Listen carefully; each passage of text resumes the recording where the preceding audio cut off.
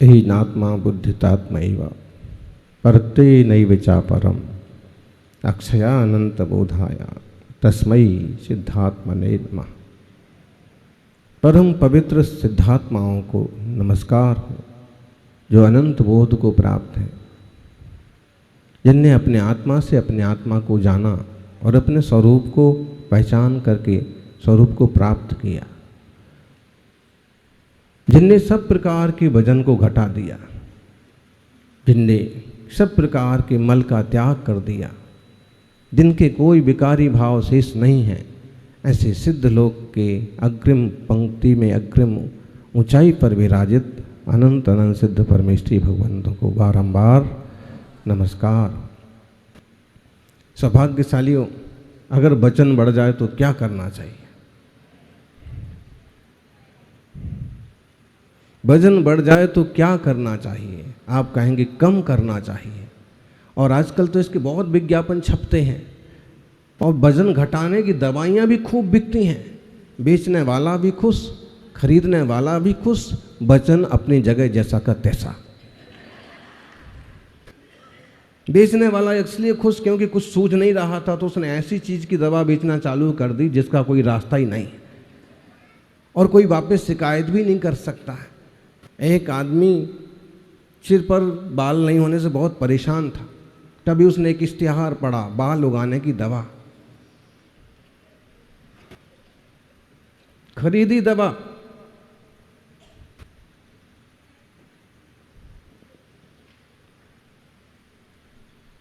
दवा लगाना चालू किया, लेकिन आने की बजाय कुछ चीजें ऐसी होती कि वो शिकायत भी नहीं कर सकता किसी से।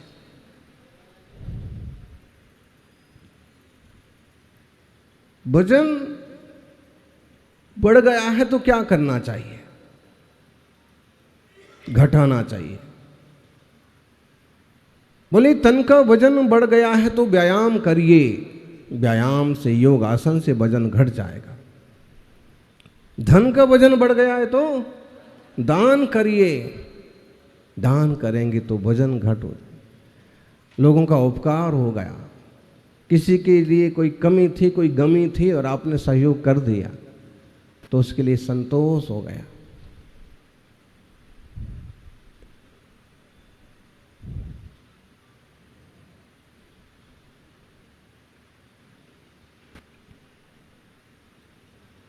धन बढ़ गया तो दान करिए, धन का वजन बढ़ गया। और मन का वजन बढ़ गया तो मन का भी वजन बढ़ जाता है। लोग इतना लोड ले लेते हैं, इतना वजन ले लेते हैं।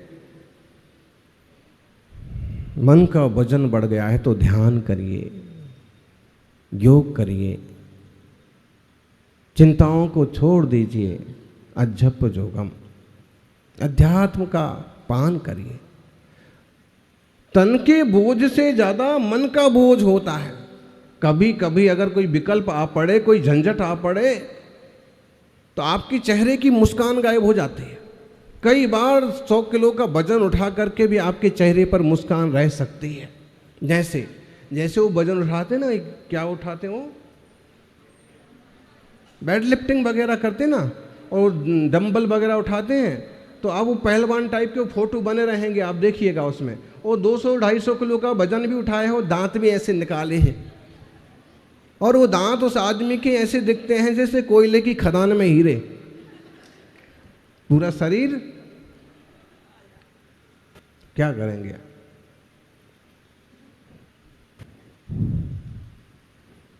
मतलब है कि अगर मन से बोझ उठाया है तो वो बोझ उठा करके भी खुश दिख सकता है, खुशी दिखा सकता है।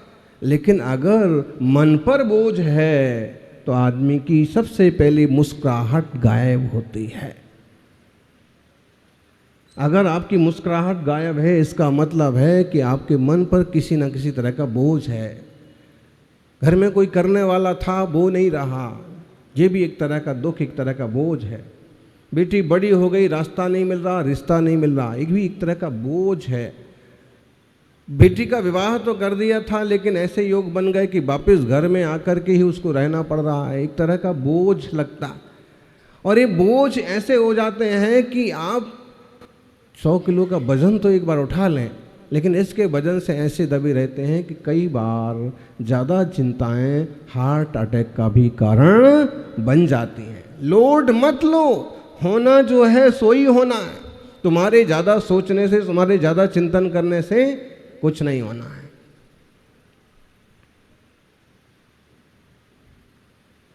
जितना करते बनता है करो, उस पर ज़्यादा दिमाग मत लगाओ। परसों घटना घटी,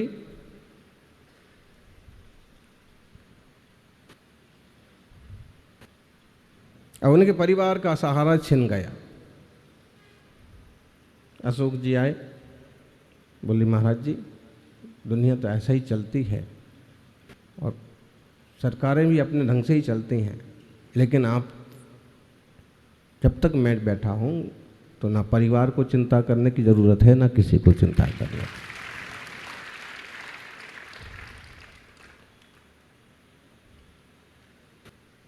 किसी का बोझ कैसे उतार सकते हैं आप? उसके लिए तो देखिए, स्कूल के बच्चे के लिए 1000 रुपये फीस भी बहुत चीज़ है, और उसका इतना बोझ है उसको कि वो बोझ के मारे परेशान है। पिता कहते हैं कि कैसे लाऊंगा, कैसे करूंगा, और कभी अगर कोई सहयोगी मिल गया तो बोझ जो महीने भर से लादे फिर रहे हैं वो 1 सेकंड में उतर जाता है। मन का बोझ सबसे खतरनाक बोझ होता है। तन का बोझ तो सहन कर लो, नीचे पटक दो, मन का बोझ उतारना बहुत कठिन होता है। जिनवाणी सिखाती है मन का बोझ कैसे उतरे। जब सम्यक बोध होता है, आत्मस्वरूप का बोध होता है, तो मन का बोझ आपो-आप उतर जाता है। एक बात और है, जो चिंताओं से घिरे हुए हैं उन्हें अपन कहें कि छोड़ दो चिंता, इससे क्या होगा, और वो भी कहते हैं कि छोड़ना तो चाहता हूँ लेकिन छूटती नहीं है। घूम घूम के वो बात आती दिमाग में, घूम घूम के कैसे होगा, कैसे होगा, कैसे चलेगा, कैसे जीवन, और वगैरह वगैरह। और ऐसे में कोई अगर आपको ध्यान योग का रास्ता मिल जाए, ऐसे में कोई धर्मात्मा का सहयोग मिल जाए, तो बोझ उतरने में देर नहीं लगती। यानी जैसे इसी भव के बोझ हो जाते हैं, आजीविका के बोझ हो जाते हैं, परिवार के बोझ हो जाते, चिंताओं के बोझ हो जाते हैं, ऐसे इस जीव ने जन्म जन्म से कर्मों के कितने सारे बोझ। सबसे बड़ा तो मोह का बोझ है, देह को आत्मा मानने का बोझ सबसे बड़ा है। सबसे बड़ी भूल तो यहाँ है। अगर एक घड़ा उल्टा रखा जाता है तो सारे के सारे घड़े उल्टे ही रखना पड़ते हैं, उल्टे ही रखे जाते हैं। ऐसे ही अगर जीव में मिथ्या भ्रम है, मिथ्या बुद्धि है, तो इसके आगे जो जो कुछ करता है वो सब मिथ्या मिथ्या ही होता है। चाहे वो धर्म ध्यान हो, चाहे वो दान हो, चाहे पूजा हो, चाहे तप हो, चाहे व्रत हो, जब मिथ्यात्व ही पड़ा है तो वो सब भी उल्टे ही उल्टे होते हैं। इसलिए सबसे पहले तत्व ज्ञान पूर्वक सम्यक दर्शन प्राप्त करना। समृद्ध बोध तपसाम पाषाणस्यैव गौरवम पुंसाम पूज्यम महामणेरेव तदेव सम्यक्त संयुक्तम। श्लोक है आचार्य गुणभद्र स्वामी के आत्मानुशासन का। इसमें बहुत छोटी सी बात कही उनने कि हे भाई, जो आपकी क्षमता है, जो आपके व्रत हैं, जो आपकी साधना है, जो आपका तप है, जो कुछ भी है, ये सब भारी पत्थर के समान है। तुम महाव्रतों का पालन कर रहे हो, इतना ब्रह्मचर्य का पालन कर रहे हो, सब कुछ त्याग करके जमीन पर सो रहे हो, लेकिन जब तक सम्यक दर्शन नहीं है तब तक बोले ये सब पाषाण के समान भारी है। और जैसे ही स्वरूप का बोध हुआ, अमूर्त आत्म तत्व का निर्णय हुआ, परम शांति का अनुभव हुआ कि सब कुछ सरल होता है, सहज होता है, भव को पार करने में निमित्त बन जाता है। सौभाग्यशालियों, जिंदगी एक पेन की तरह है, इंक खत्म हो जाती है। जिंदगी एक पेन की तरह है, इंक कहीं ना कहीं खत्म हो जाती है। इंक खत्म होने के पहले अपनी कोई अच्छी सी कहानी लिख लो तो लेखनी सार्थक हो जाती है, स्याही भी सार्थक हो जाती है। कुछ धर्म ध्यान, कुछ भेद विज्ञान, कुछ तत्व निर्णय। इस भाव में आकर के अगर हमने निर्णय ना किया तो कब करेंगे?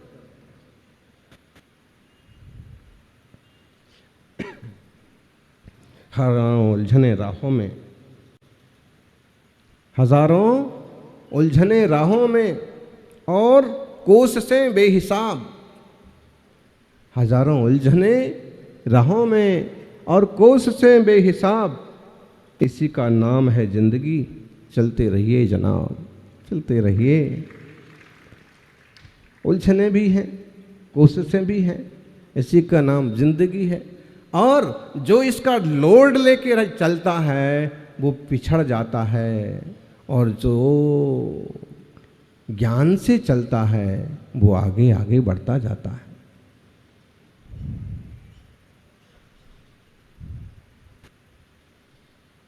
जीवन में थोड़ा सा सीमेंट की तरह होना भी जरूरी है।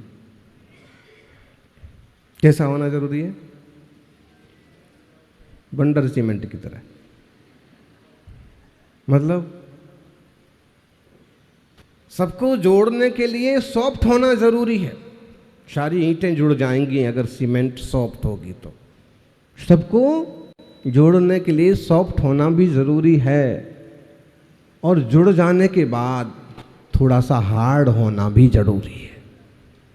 अगर जुड़ गए हैं और फिर भी ढीले ढीले रहेंगे तो ईंटें बिखर जाएंगी। जुड़ जाने के बाद हार्ड होना भी जरूरी है।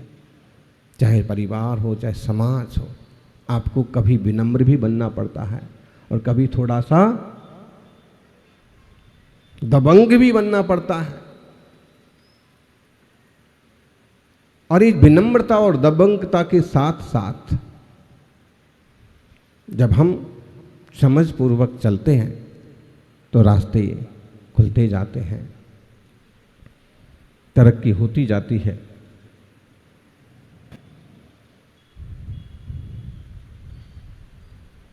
सौभाग्यशालियों,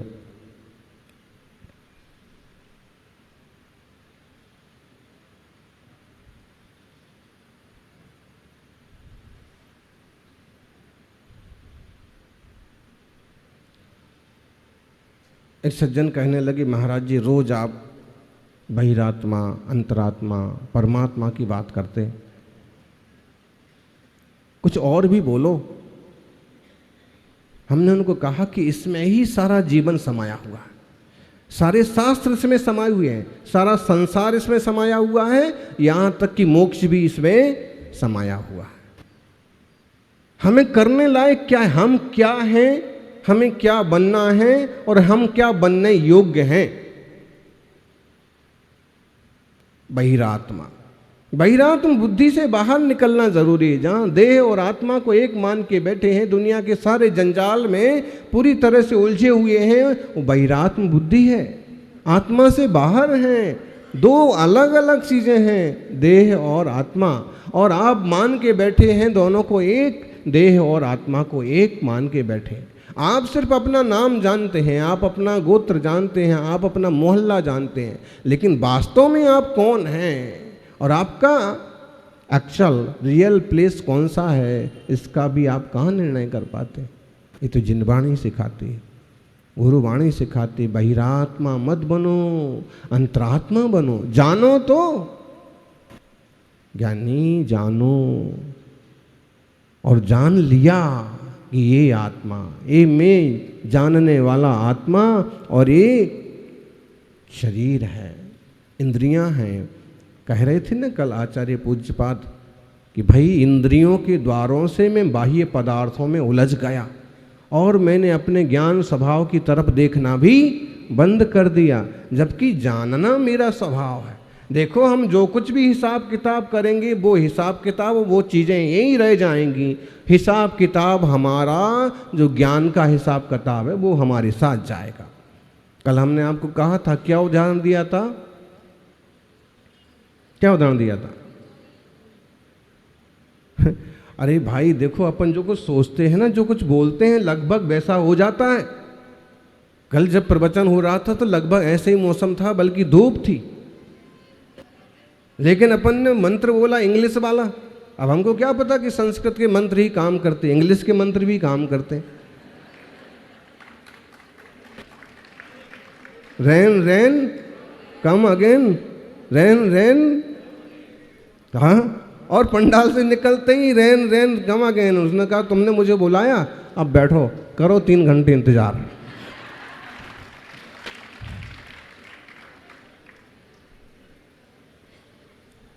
सबका मन बन गया कि आज उपवास कर लेते हैं, पानी बरस रहा, पानी बरसने दो, अपन उपवास कर लेते हैं। पानी के रोकने के लिए अपन कोई कल्पना नहीं करते। क्यों? क्योंकि जब बरसने की कल्पना की, देखो बहुत आपकी कल्पनाओं पर भी बहुत निर्भर करता है। अगर आपके पास पावर है तो आप अपनी कल्पना को साकार कर सकते। जैसे अशोक जी ने सोचा कि एक बड़ा मंदिर बनाना है, तो पावर है तो कल्पना साकार हो गई, हो जाएगी, श्री जी बैठ जाएंगे। मतलब कल्पनाएं साकार होती हैं, वचनों में आते हैं, वचन कई बार साकार हो जाते हैं। तो हम लोगों ने कहा कि पानी बंद हो, इसका तो अपन को कुछ नहीं बोलना, इंतजार करो, और उपवास करने का मन बना लिया। फिर इधर से सब आए, पानी बंद हो गया, उधर दरवाज़ा पानी खोला, फिर 2 आदमी आए, पानी बंद हो गया, फिर 5 आदमी आए, पानी बंद हो गया। पानी तो हाँ, और जरा सा कम ज़्यादा हो तो देखो बिल्कुल बंद होगा। एक सज्जन आए कि कहने लगे हल्की हल्की रिमझिम हो रही है। दूसरे आए कि हल्की कहाँ हो रही, एकदम झुरझुरी है। तीसरे आए कि हाँ बंद तो होगा, दिख तो रहा नहीं तुमको। उनका मतलब सिर्फ इतना है कि महाराज जी आहार को चलो, पानी वैसे ही गिर रहा है।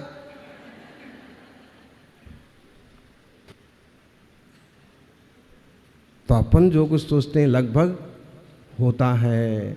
आप लोगों ने सोचा था चतुर्मास किशनगढ़ में हो, एक बीज कहीं डालते हैं ना, तो कहीं ना कहीं कैसे न कैसे अगर पूरी शिद्दत से डाला है तो वो फलता है, कैसे भी योग बन जाएगा। एक बात, एक गांव में पानी नहीं बरसता था। गांव वालों को मालूम पड़ा कि पानी नहीं बरसता है, क्या करें। उन्हें मालूम पड़ा कि अमुक जगह एक फकीर हैं, एक बाबा जी हैं, सन्यासी हैं, और वो पानी बरसा देते हैं।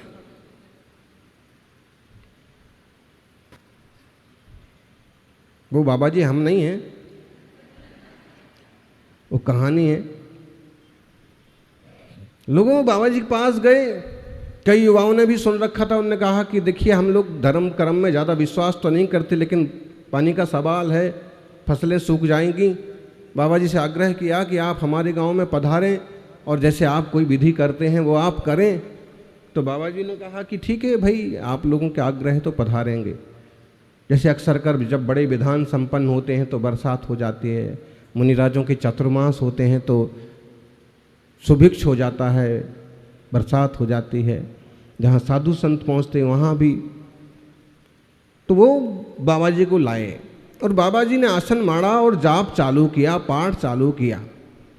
इतने जाप किए, इतनी माला फेरी फेरते गए। 1 दिन बीता, 2 दिन बीता, 3 दिन। गांव वालों को कहीं से कोई आशा नहीं दिखती, पानी बरसेगा कि नहीं बरसेगा। ऐसा तो नहीं कि फोकट में बाबा जी को लाए हैं, बाबा जी ने अपना भोजन कर लिया और अपना जाप कर रहे हैं।